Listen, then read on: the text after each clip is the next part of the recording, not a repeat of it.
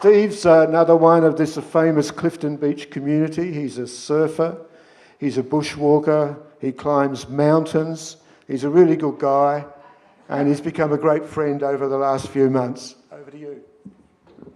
Thanks, Ian. Can everyone hear me? I read somewhere that we should do one thing every day that scares us. Well, this is that thing for me.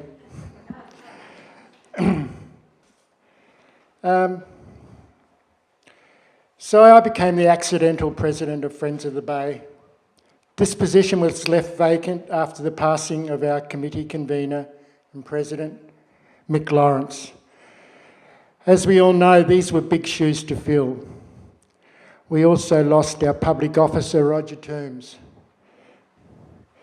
These were wise environmentalists, and they are remembered daily as we campaign for the experience, the wisdom, humility, humour that they brought to our committee.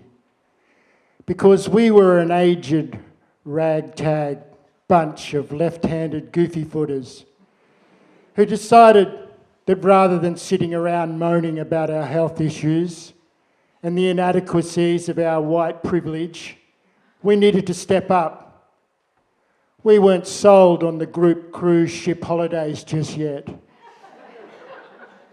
We couldn't sleep at night if we did nothing, and we owed it to our grandchildren to stand up against the further colonisation of our bays. In the last 18 months, we have canvassed widely the shores of the southern beaches and Tasmanian Peninsula. And we were not surprised at the anger and indignation in the communities around the Petuna expansion proposal. To place 25 164-metre circumference pens between Clifton Beach and Yellow Bluff.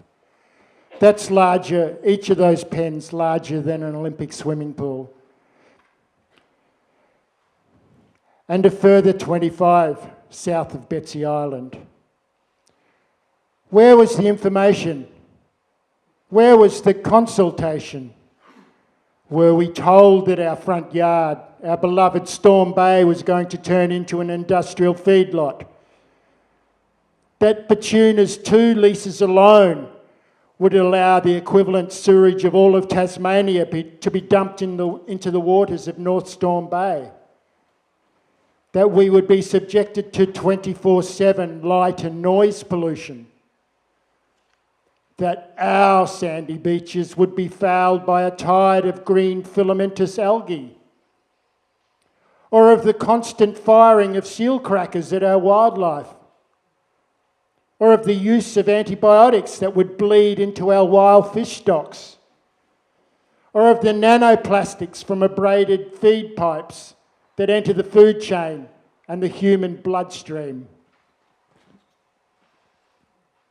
This industry chooses to hide its dodgy practices beneath our once clean waters.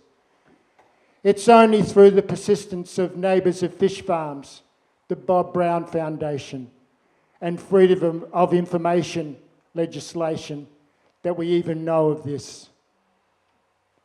But time has moved on, and I feel that with the recent press around the Maugean skate, momentum is on our side, even if the government and opposition isn't.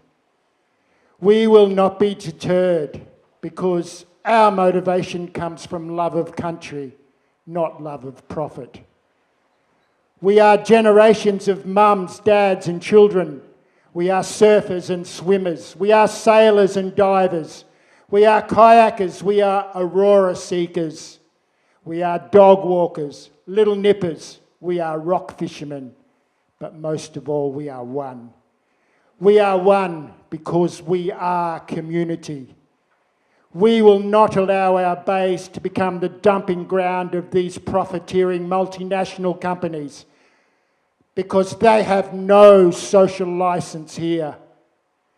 We need to show just how much these fragile bays mean to us because our agitation is the rent we gladly pay to protect what we love.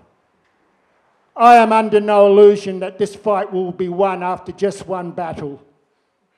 Naturally, we will be labelled. We will be vilified, called radicals, anti-Tasmanian. But this is the tactic used by those with no valid argument.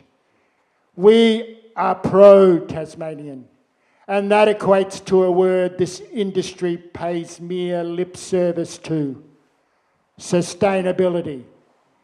Tasmania deserves industry that is environmentally sustainable. So please,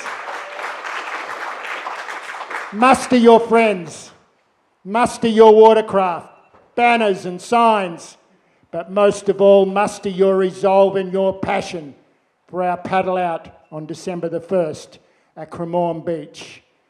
And together we will uncage Storm Bay. Thank you.